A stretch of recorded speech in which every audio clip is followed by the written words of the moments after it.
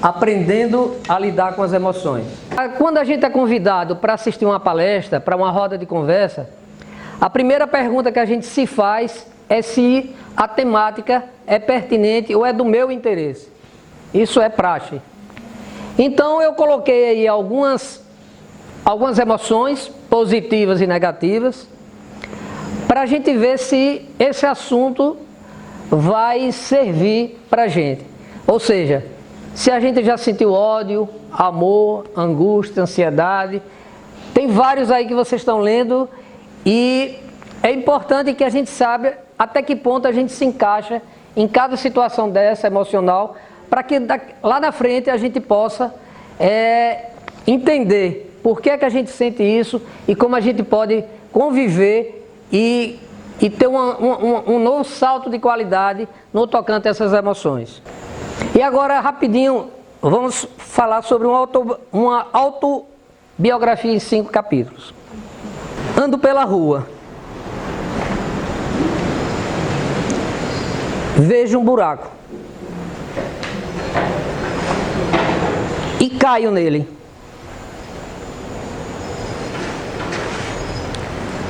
Não foi culpa minha. Com muito esforço, consigo sair desse buraco. 2º capítulo. Ando pela mesma rua e vejo um buraco, mas finjo não vê-lo. Por que ele está aí? Eu caio deste buraco, mas não foi culpa minha.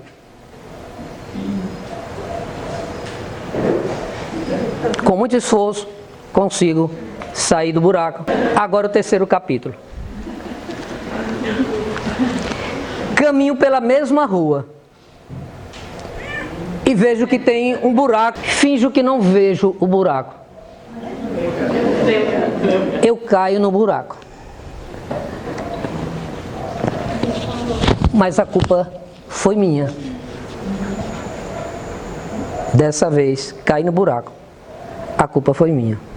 Com algum esforço, saio do buraco e sigo minha viagem.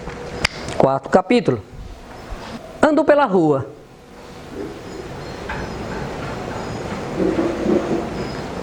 E vejo um buraco. E me desvio desse buraco. E sigo. 5º capítulo. Ando por outra rua. O que significa essa metáfora? O que é que vocês entenderam sobre essa história que eu contei para vocês? Que é a nossa história de vida. Que as lições da vida serão repetidas até que você tenha aprendido. Eu resumi essa história aqui com essa frase que eu gosto muito, eu até já coloquei uma vez no Face, e que eu acho que essa história aqui se repete isso. Você verifica que no 1º e 2º capítulo, eu caí no buraco, que o buraco é uma simbologia, óbvio, e eu coloquei a culpa dos outros. Eu disse, a culpa não é minha. Na 3ª vez que eu caí, eu disse, eu vi o buraco, mas eu caí e assumi esse erro. No 4º capítulo, eu vi e desviei, mas continuei caminhando pelo mesmo caminho. E no 5º capítulo, o que foi que eu disse? Andei por outra rua.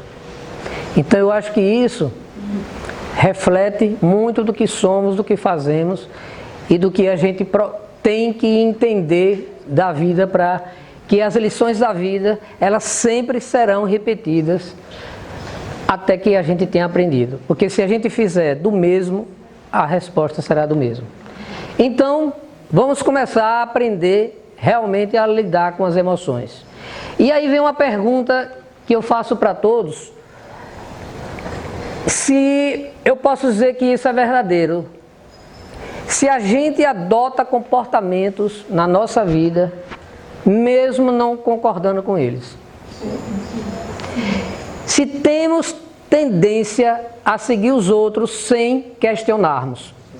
Porque a gente vive numa sociedade repressora, numa sociedade que nos cobra, numa sociedade que nos quer nos moldar, que quer modelar o nosso pensamento. Então a gente sempre começa com essa pergunta: se a gente adota comportamento mesmo não concordando com eles. Eu trouxe essa palavra que eu botei, normose, foi um termo usado por Roberto Crema, que é o presidente da Unipaz de Brasília, e que ele retrata, foi ele que trouxe à baila esse termo, que ele diz que é uma disfunção e que é adotada porque padrões, comportamentos, formas de agir é colocada para a gente como sendo a normalidade. A normalidade, por isso que eles chamam de normose. Ou seja, a sociedade está exigindo da maioria das pessoas determinados padrões. E isso ele demonstra depois, e a gente vai avançar nesse diálogo, de como isso é nocivo, de como isso se torna uma doença, como isso se torna algo que vai refletir na nossa saúde e nas nossas emoções. A questão da normose, que é a patologia que ele chama da normalidade, né? Patologia aqui logia é do grego, né? Logia é estudo, e pato, que é paton do grego, é de doença. Então aqui é o estudo das doenças, né? Patologia da normalidade. Ele diz: a gente se torna tão normal, tão padrão, tão do que a sociedade quer que a gente seja, que a gente às vezes não. Normalmente a gente deixa de ser nós mesmos, e a gente vai ver daqui a pouco como isso vai impactar nas emoções. Nada do que eu estou falando aqui está descasado com o tema da palestra. Veja essas imagens. Qual delas parece mais real para você ou para vocês? A de cá, não é? A da direita. Mas na realidade, todas as duas são reais. Porque aí a gente vai estar discutindo agora da segunda etapa da discussão para a gente chegar à questão das emoções. É que a gente tem dois mundos. Tem um mundo material e tem um mundo energético. Não acreditar nisso, e aquela fotografia eu coloquei ali para lembrar da Killing, que mostra de forma muito clara vários estudos que demonstram como é que isso é captada a nossa energia, para que a gente não fique nesse mundo material. E aí eu coloquei uma questão que é do relatório Flexner de 1910, está completando 110 anos agora. Esse relatório é a coisa que eu conheço, que eu tive a oportunidade de ler. Ele é o relatório muito forte para o mundo que somos hoje, da nossa separação entre corpo e mente. Os nossos problemas emocionais está muito atrelado a toda uma questão histórica. Por que é que hoje os tratamentos são feitos muito na abordagem, na imaginação que eu sou apenas corpo, que eu sou apenas físico? Porque tudo é energia, uma é condensada e outra não. E aí, esse relatório, para resumir, é aquilo ali. Todas as práticas médicas devem ter por base comprovação científica. Foi nesse momento que a questão... até nesse relatório que eu tive acesso a uma informação que eu confesso que fiquei muito surpreso. Que até então, as terapias que a gente chama hoje holísticas, ela tinha um nível de importância altíssimo, altíssimo na humanidade. E esse relatório veio numa forma de unificar o ensino das escolas de medicina na Alemanha e nos Estados Unidos. E depois se disseminou para o mundo todo.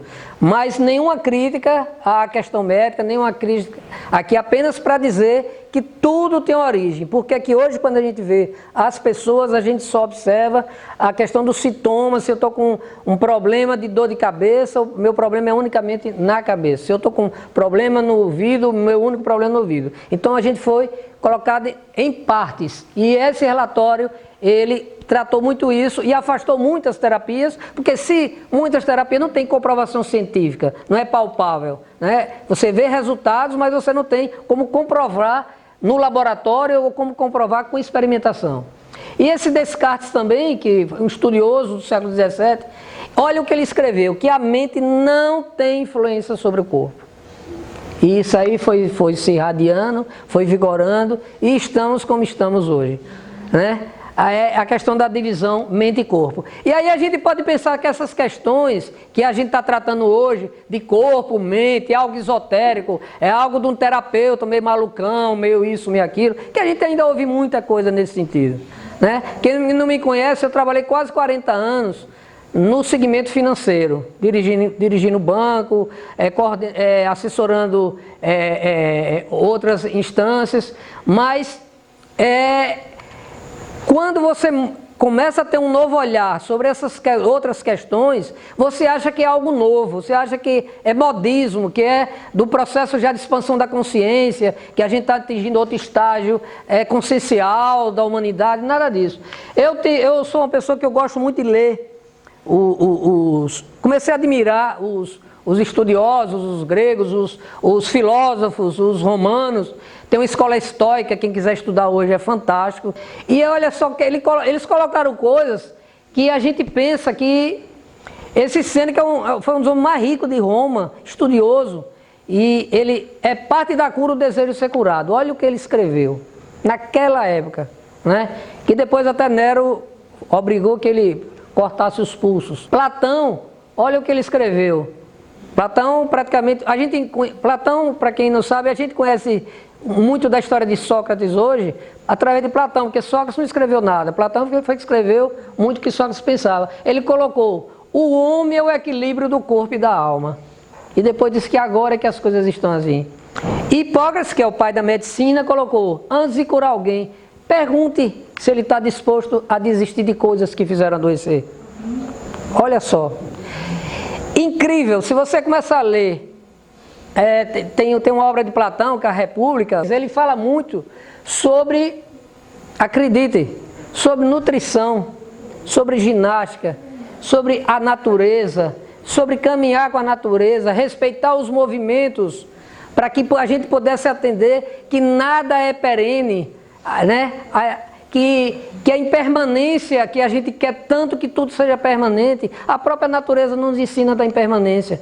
A folha cai, a folha nasce, o dia sobe, o dia vem, e tudo isso já foi discutido anteriormente. Então, a gente precisa entender, quando a gente fala de emoção, de razão, que as coisas, elas são muito mais antigas do que a gente está pensando. E aí já é bastante conhecida essa imagem, com certeza muitos já conhecem, e que as correntes que nos prendem são mais mentais do que físicas. A gente deixa de caminhar porque a gente tem ideias pré-concebidas, a gente tem crenças limitantes que foram nos ensinadas e nos foram impostas muitas das vezes na nossa infância e que a gente não consegue andar porque a gente acha que não é capaz. Uma vez estava lendo um estudo de uma menina que ela teve problemas seríssimos de garganta, só um exemplo entre milhares, porque a mãe chegou irritada em casa e ela disse que a criança tinha uma voz horrível, que gritava muito e tudo mais. A criança começou a ficar introspecta, começou a ficar silenciosa, pouco conversava, começou a ter problemas de garganta, começou a ter problemas sérios de relacionamento, tudo por conta de uma frase, né, que a mãe falou. Não porque a mãe é isso, a mãe é aquilo, mas porque ela pegou ela no momento emocional. Então, para você ver como as nossas crenças, como a nossa forma de pensar, às vezes são colocadas nas nossas cabeças, no nosso ser, e aí a gente caminha pela mesma rua, achando que não pode desviar, ou que acha que não pode ir por outra rua, que só depende da gente. E o efeito placebo e nocebo é o maior exemplo que a mente é capaz de mudar padrões, mudar questões do nosso corpo, né? Eu jamais posso ignorar o avanço tecnológico, o avanço na área da medicina, a ajuda que os médicos fazem. Agora, o que a gente precisa é ter uma medicina integrativa. Tem 2 estudos em São Paulo, inclusive um eu conheço, no Albert Einstein e no Sírio-Libanês. Inclusive no Sírio-Libanês nós já temos uma sala para quem pratica, que é uma abordagem que eu vou falar também daqui a pouco, o Jin Shijitsu, que é uma abordagem terapêutica milenar, que semanalmente tem uma sala reservada para ser, através de uma colega nossa chamada Érica, semanalmente ela vai no Sírio-Libanês para fazer um trabalho de energização, de ressignificação, simplesmente usando os dedos das mãos e acreditando que a mente ela é capaz de fazer milagres. O efeito placebo, eu acho que todo mundo aqui já conhece, são aqueles remédios de farinha, que a gente acha que está tomando um remédio para uma coisa muito séria e que não está tomando nada, está tomando farinha mesmo, está botando para dentro, mas a nossa mente acha e entende que é capaz e acontece. E o nocebo é o contrário, é que quando você está tomando determinado remédio e aí você é potencializado a questão da doença. E aí é o que todo mundo também, eu acho que eu não estou trazendo nem verdades, nem novidades. Estou trazendo alertas e coisas para a gente conversar. E quem quiser interromper também pode, porque aqui muito mais do que uma palestra, é uma roda de conversa. A mente subconsciente é milhões de vezes mais forte do que a mente consciente.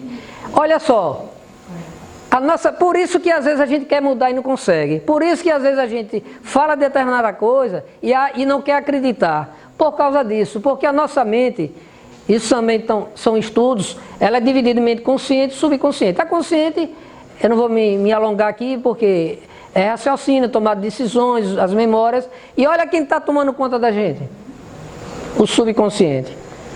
Muitos padrões desses a gente só consegue através de trabalhos terapêuticos, através de trabalho de hipnose, através de trabalhos outros que a gente se desarma, porque o nosso racional não deixa a gente ter emoções. O nosso racional não deixa a gente ser trabalhado. Eu tive a oportunidade de fazer um curso ano passado de coaching e um segundo módulo era coaching ericksoniano, que é um trabalho baseado nos estudos de Milton Erickson, que para mim é um dos caras mais fantásticos e inteligentes. Ele cura com... porque a gente fala em hipnose, o pessoal pensa que é aquela hipnose show, que a pessoa faz isso, que come isso e não sente nada, cebola, né? Porque a gente quando começa... Mas a hipnose não tem nada a ver com isso. A hipnose verdadeira, a hipnose séria é através da indução, para você entrar no processo de relaxamento, entrar no processo de mudança, de camada energética, que a gente tem as nossas camadas, ômega, alfa, beta, tudo, para aí você ir desacelerando, e na hora que a gente desacelera, olha a mágica que acontece, o nosso racional não toma conta da gente. A gente às vezes não cura porque o nosso racional, ele é muito forte. E às vezes essas abordagens fazem com que a gente relaxe, a gente se permita ir na nossa essência. E eu trouxe aqui, esse aqui ele é o intérprete é quem traduz os livros de Buda para o Ocidente. Olha o que ele escreveu, que maravilha. É preciso coragem para abrir nosso coração aos outros e expor nossa vulnerabilidade. E podemos parar de nos esconder e de temer que alguém possa ver quem realmente somos, porque estaremos escolhendo ser vistos. Muitas vezes a gente não muda porque a gente não tem coragem de caminhar por uma nova caminhada, por uma nova trilha. A gente prefere a chamada zona de conforto, porque mudar incomoda. Mudar você é obrigado a se reposicionar e a ser você, para ser verdadeiro e não se preocupar muito com o que os outros vão falar. Por isso que eu gosto daquela frase, quando reprimimos uma emoção, ela não deixa de existir. A gente apenas está colocando debaixo do tapete. E reforçando também, ao negarmos nossas emoções, estamos rejeitando o momento presente, porque é nesse momento presente que a gente tem que ser verdadeiro e é esse que a gente tem que caminhar. Então, emoção é energia, e as leis da natureza nos ensinam que toda energia precisa manifestar-se. Vou repetir, toda energia precisa manifestar-se, porque se ela não se manifestar, se ficar reprimida, se ficar tolhida, vai causar doenças. Por isso que a gente tem, na maioria das vezes, óbvio, tem uma questão genética que a gente tem que respeitar, mas o emocional é muito mais forte do que a gente pensa. Veja o que está acontecendo na humanidade, eu adoro estatística. 800 mil pessoas se suicidam por ano, que é um suicídio a cada 40 segundos. Olha como está a nossa mente, a nossa cabecinha. No Brasil, a cada 46 minutos, isso são dados oficiais, tem um suicídio no Brasil a cada 46 minutos, que é o tempo do praticamente de uma palestra dessa. 1.200.000 brasileiros são diagnosticados anualmente com câncer. Olha que coisa séria. Vocês prestem atenção no seu entorno. Antigamente dizia-se que a pessoa não morria de câncer porque ninguém sabia fazer o diagnóstico correto. Tem meia verdade, mas o que acontece é que o processo de adoecimento da humanidade, ela está crescente, ela é visível. Não tem plano de saúde, não tem rede hospitalar, não tem recurso financeiro que dê conta da crescente onda do adoecimento da humanidade. Não estou querendo aqui ser pessimista, apenas realista. A insônia afeta 45% da população mundial. A depressão atinge 12 milhões de pessoas. 6% da população brasileira. Isso é muito sério. E a gente está começando a conversar sobre emoções. Moram sozinhos, o IBGE colocou isso. 30 milhões de brasileiros. Morar sozinho não é nenhum demérito. Eu tomei um susto quando eu li sobre um estudo de Harvard, de um professor lá, que está até no livro, O Jeito Harvard de Ser Feliz, que é um livro que eu recomendo a todos. O maior sonho de um jovem nos Estados Unidos, eu acho que até fora dos Estados Unidos, é estudar em Harvard. É o maior sonho, é a maior escola de referência do mundo. A escola de Direito de Harvard, a cada 5 estudantes, 4 sofrem de processos depressivos após entrarem na universidade. Por quê? O nível de exigência, o nível de resposta que ele precisa dar a ele mesmo, aos familiares e ao seu entorno de uma forma geral, é insuportável, que o corpo, a mente não suporta. Nós terapeutas, nós médicos, a gente às vezes esquece de cuidar da gente mesmo. Por isso que às vezes a gente quer transformar o outro e tem dificuldade. É porque primeiro precisa se transformar. Precisa primeiro ter um entendimento do que significa qualidade de vida para cobrar do outro qualidade de vida.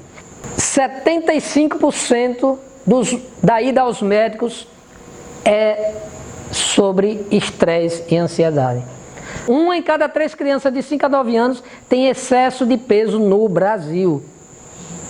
1 em cada 3 crianças. Entre os adolescentes, 17% estão com sobrepeso e 8% são considerados obesos.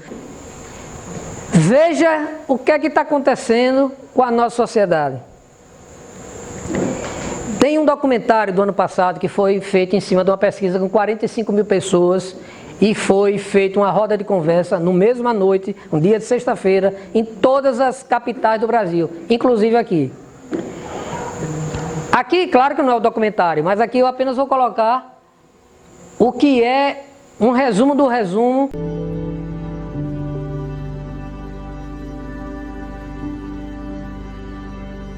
O que os homens estão escondendo por trás de tantos silêncios?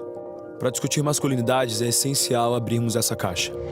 83% das mortes por homicídios e acidentes no Brasil têm homens como vítimas. Eles vivem 7 anos a menos que as mulheres e se suicidam quase 4 vezes mais. 17% deles lida com algum nível de dependência alcoólica. Quando sofrem um abuso sexual, demoram em média 20 anos até contarem isso para alguém. Cerca de 30% enfrentam hoje ejaculação precoce ou disfunção erétil. Homens são 95% da população prisional no Brasil, sendo que a maior parte dos encarcerados são jovens, periféricos e com ausência de figura paterna. Negros e LGBT sentem muito mais boa parte disso.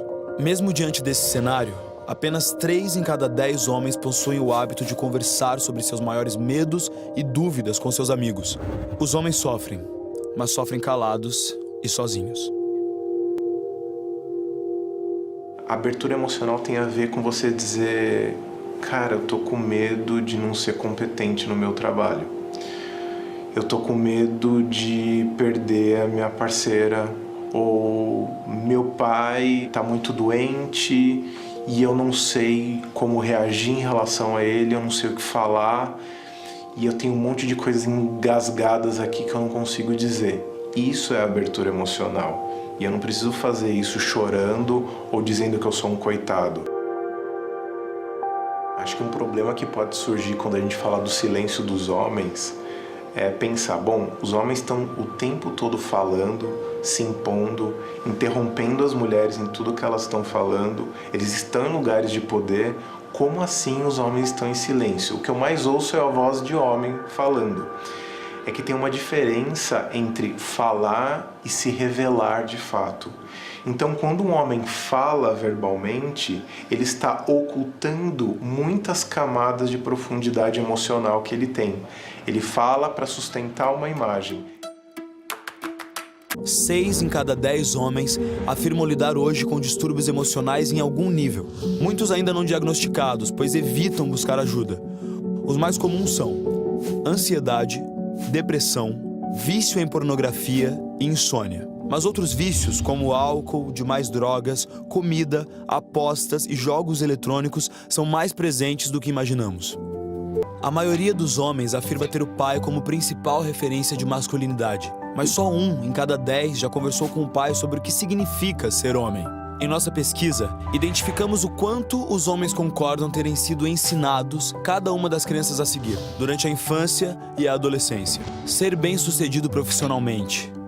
Não se comportar de modos que pareçam femininos. Ser fisicamente forte. Ser o responsável pelo sustento financeiro da família.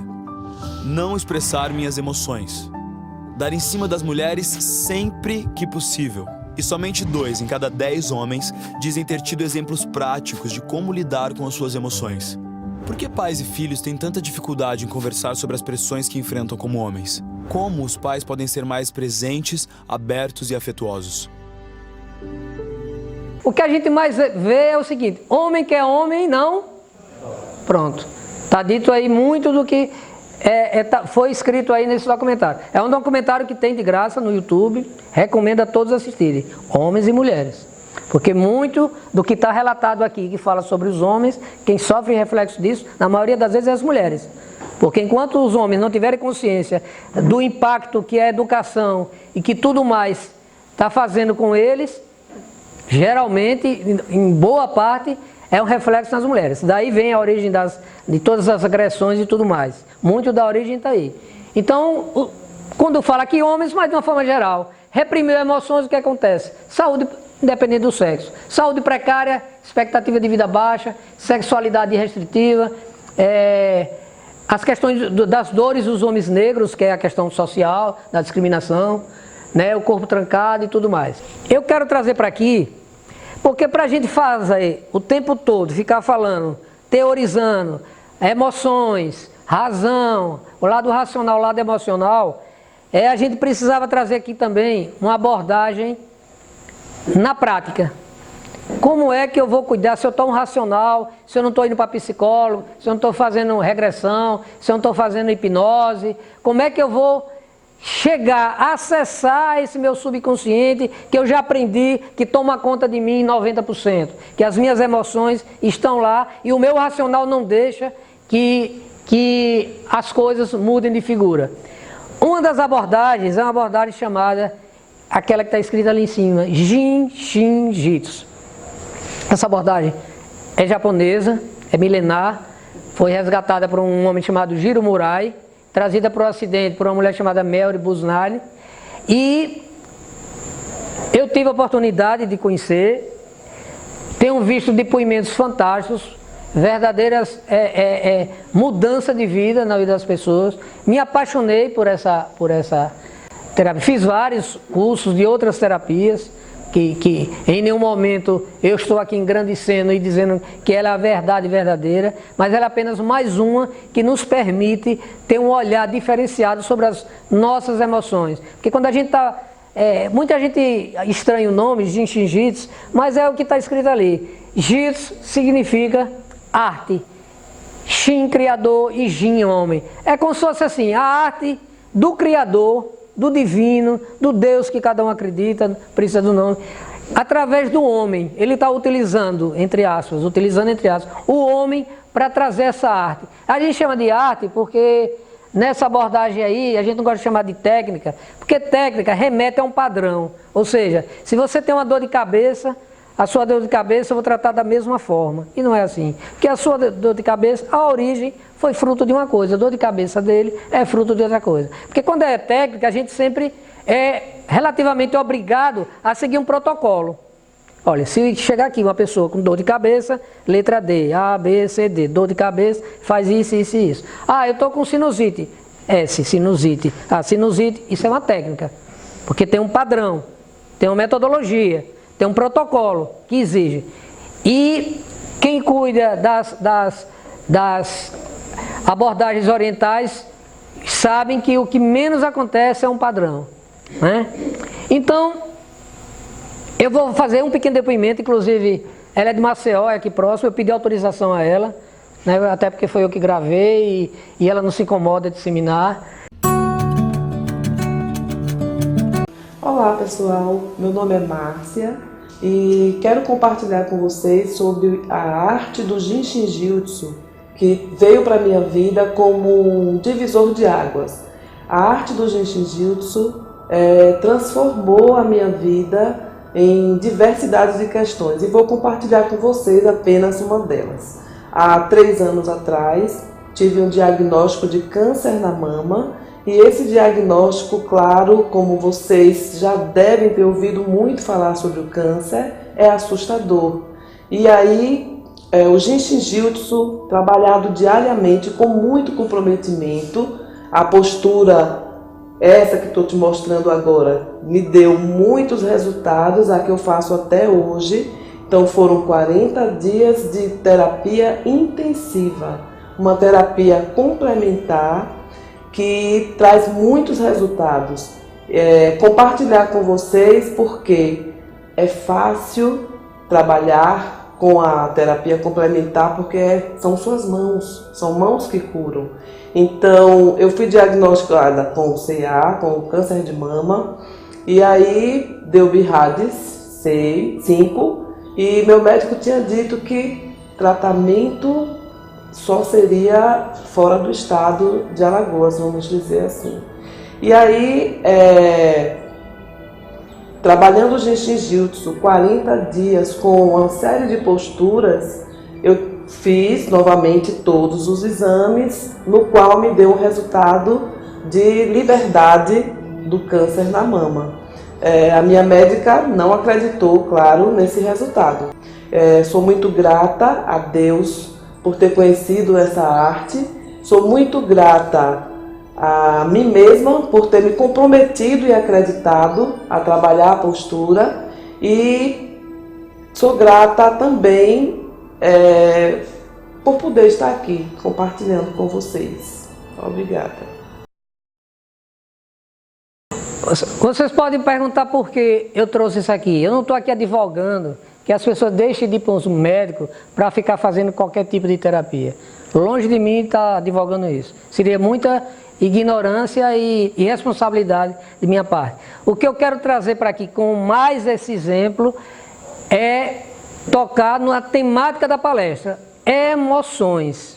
Todos os vídeos que eu trouxe, se vocês prestarem atenção, a gente está falando das emoções.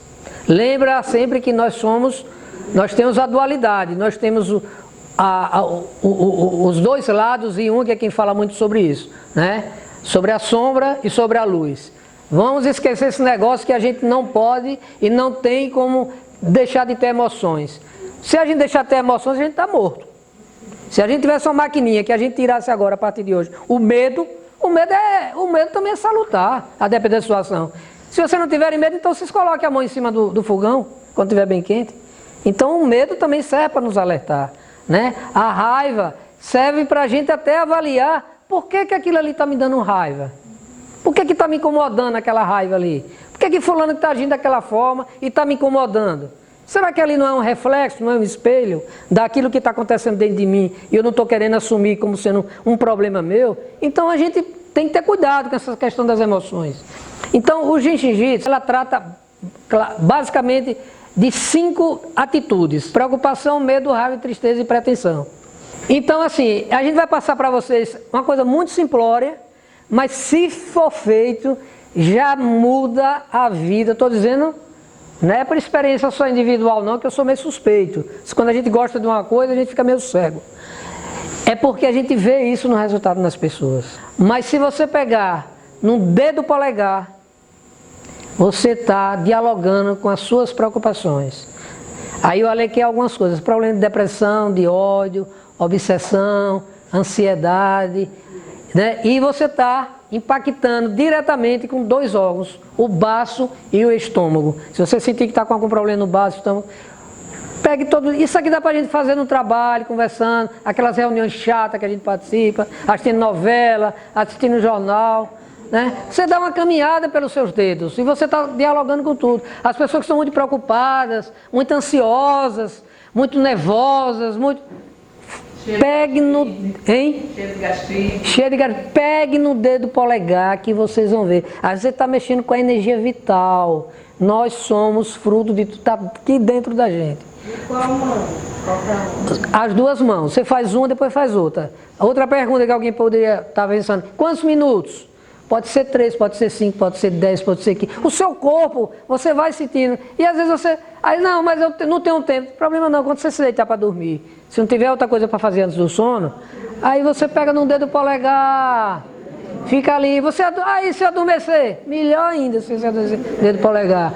Então veja bem, para ansiedade, para preocupação, olha, eu ensinei a um sobrinho meu. Que ia fazer o Enem. Que ele muito inteligente, mas ficava nervoso. Eu disse a ele: você vai fazer duas coisas quando você sentar, porque a gente, quando vai fazer uma prova, um concurso e tal, a gente senta e fica esperando, né? Dá o horário. Aí fica todo mundo, aquele estresse, aquele negócio. Aí eu ensinei a ele fazer o Enem. Você vai fazer duas coisas. Não é para acreditar, porque aqui não é lugar para, aqui não é seita. Você vai fazer dedo polegar, e eu vou dizer aí depois, mas já vou dizer que eu contei a história, e eu segurar o centro da palma da mão. Com o próprio polegar você segura aqui, ou assim, como se a gente estivesse rezando, ou assim, do jeito que você quiser. E depois você me conta a história. O nome dele é Fernando. Aí Fernando, olha, meu tio, tá todo mundo nervoso dentro da sala, e eu calmo, e o povo começou a olhar para mim, porque saber o que estava acontecendo, que eu estava calmo. Porque meia hora antes dele entrar na sala, e o pai foi levar ele para alguma coisa, ele já começou a fazer. Na direita, depois na esquerda. Chegou na sala, sentou, continuou a fazer. Incrível que foi ele que me contou, eu nem perguntei. Ele disse que foi incrível a mudança dele, porque o corpo começa a trabalhar. Você não é, eu acredito, não, ninguém está pedindo para você acreditar. A Mary Busnack, que eu falei há pouco, que foi quem trouxe para o Ocidente essa arte, ela tem uma frase que é fantástica, ela diz: seja seu próprio testemunho. Ou seja, não acredite no que eles estão dizendo não, faça, e depois você faz sua autocrítica, sua avaliação. Então não esqueçam nunca. A pressão. Sim, a pressão também é um abraço carinhoso, não é aquele negócio para apertar não. Depois vem o dedo indicador. Indicador vocês devem usar muito quando tiver com medo de alguma coisa. E o medo leva a confusão, timidez mental, confusão mental, processo depressivo, muito perfeccionista, de achar que aquilo não vai dar certo, que não está arrumado, ou que não está perfeito, que não está bom. Use um dedo médio. Aí até tem uma frase legal: jogar nós mesmos ajuda a nos manter na prisão. Porque se a gente fica com muito medo de fazer as coisas, a gente vira prisioneiro. E a gente não faz, né? Então, e está impactando no rim e na bexiga. Raiva. Olha, esse é fantástico. Esse é fantástico. A raiva. Quer ver uma coisa que eu uso muito? No trânsito. No trânsito. Tem uma coisa que enche o saco mais da gente do que trânsito. Usa o dedo médio. Usa o dedo médio. E impacta no fígado e na vesícula. Ajuda muito. Agora eu vou aproveitar essa questão da raiva e vou dar uma dica. Eu digo isso porque eu já usei muitas vezes. Se você estiver numa fila de banco, tiver muita confusão, muita coisa, dedo médio. Você quer ver uma coisa que eu já testei várias vezes, porque eu quero me testar até dizer, olha, não é bem assim que estão ensinando. Acontece muito, eu não sei se vocês já viram, em aeroporto, rodoviária, em shopping, aquelas crianças ficam se batendo, brigando, caindo no chão, briga com o pai, uma confusão danada. Supermercado, fazendo zoada dentro do... Olha, eu já vi várias, mas não tem jeito. Todas as vezes que eu, na mesma hora eu segurar com o dedo médio e intencionava, dizer, olha, esse menino vai se acalmar. Porque a gente, mentalmente, é a questão da energia que eu falei lá atrás.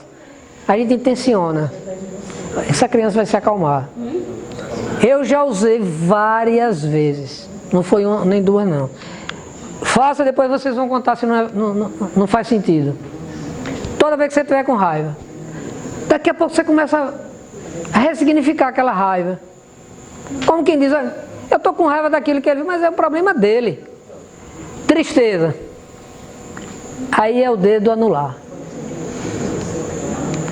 se tiver com negatividade, tá meio deprê, aqueles problemas, você pode usar o dedo anular. Então é pulmão e intestino grosso, são dois órgãos fantásticos que podem ser acionados energeticamente usando a tristeza. Eu estou acelerando aqui para não se tornar inconveniente e acabar tarde. E pretensão. O que é pretensão que a gente usa muito? Aí é o dedo midinho. Quando a gente é o que não é. A gente imagina que quer ser uma coisa, começa a se incomodar, ou não quer assumir que quer mudar, ou dizer alguma coisa a alguém, usa o dedo mínimo. Até eu vou aproveitar, que Fábio até falou a semana passada, quem aqui esteve, que eu ia dar uma dica sobre a história da criança, não foi, Fábio? No avião. Porque sempre tem, o problema de avião é basicamente dor de ouvido. O adulto fica assim, querendo mascar, querendo enrolar. Eu estou dizendo isso porque eu já testei muito, não foi pouco não. Se tiver uma criança chorando, pequena, a maioria das vezes é uma criança pequena, porque é muito difícil uma criança pequena não sentir muita dor quando o avião está decolando, e ela vai chorar. Se você não puder chegar até a criança, segure com carinho o seu midinho, teu dedo mindinho, intencione, pense, criança, essa dor vai passar, vai dar. Se estiver muito intenso, porque eu já passei por essa situação, que estava gerando uma insatisfação muito grande no avião, um incômodo, inclusive já pessoas reclamando a aeromoça, claro, ela não tinha nada a ver, os pais angustiados. Eu não suportei, eu fui até lá. E o pior é que era um voo internacional, eu não sabia falar a língua, o cara não sabia. Foi uma doideira lá. Mas eu não queria conversar, eu apenas queria agir. Eu pedi licença à criança, os pais caminhando. Quanto mais caminhava, mais chorava e mais as pessoas ficavam irritadas. Porque quando você está sentado, se concentra o problema no seu entorno. Quando você caminha, você dilui a tragédia, né? Aí o que acontece? Eu estava até com minha esposa, é bom que ela está aqui, não vai me deixar mentir. Eles, olha, ninguém aqui está aguentando, daqui a pouco vão preferir que o avião caia do que a criança. Eu fui lá, acredite, as pessoas começaram a esticar o pescoço para olhar, porque foi assim, não foi mais do que 2 minutos, 1 minuto. A criança silenciou, começou a rir e adormeceu. Os pais olharam para mim assim como quem disse. Né? E aí dentro do que a gente foi possível se comunicar, eu disse a ele, caso a criança voltasse, pegava. Mas foi assim, algo que, inclusive, eu acho que foi para mim aquilo ali. Porque às vezes a gente fica com algumas dúvidas de não acreditar. Mas façam isso, inclusive pra gente. Eu tinha muito problema de dor do ouvido, principalmente você pega aqui mais na base. Pô, você pega a lateral, depois pega aqui, depois pega na outra. A tendência é sempre dar certo. Porque aqui é o que a gente chama o nosso otorrino, né? Todas as questões que você tiver de garganta, de ouvido e tal, dentro dessa área, você usa isso aqui. Problemas, né? Algum zumbido, algum problema. Claro que tem situações, peguei no... Cadê? Isso aqui não é remédio, não é um comprimido que você toma, porque a gente está indo buscar a causa. Para encontrar a causa, às vezes demora. O nosso racional não vai achar nunca, porque ele já quer coisa rápida. Mas o nosso corpo, ele é muito mais inteligente do que, né? Afinal, só deixou com a gente 10% e 90% ficou com eles. Então, não se preocupe não precisa acreditar. Deixe que a nossa energia vital trabalhe dentro do seu corpo, que as dores nada mais são, né, do que obstrução energética. Na hora que você toca, por isso que a gente chama dessa arte de acupuntura sem agulha, porque o terapeuta, quando a pessoa deita, o tratamento geralmente é assim, a pessoa deita com a própria roupa, fica para cima assim, e a gente vai tocando com a mão direita e a esquerda em 2 pontos, porque a gente que estuda sabe onde passa a energia, né? E, por exemplo, estou com cãibra, estou com dor e não sei o que, estou com dor no joelho, Claro que a gente estude para isso, a gente sabe onde a energia passa, para determinar. Se você diz que está com determinada coisa, a gente analisa, estuda, e aqui mesmo vai ter um médico, o Dr. Hamilton, que ele também é um colega nosso, que fez os cursos, né? Para você ver que que nada é ou uma coisa ou outra. A gente está tratando de medicina alternativa. A alternativa é ou isso ou aquilo. A gente fala de medicina complementar, medicina integrativa. É isso que hoje está sendo moderno. É isso que as pessoas estão voltando a resgatar. O que os filósofos disseram lá atrás, antes de Cristo nascer. E a gente acha que está falando algo tão moderno. Não, a gente apenas está resgatando, está em busca da nossa essência.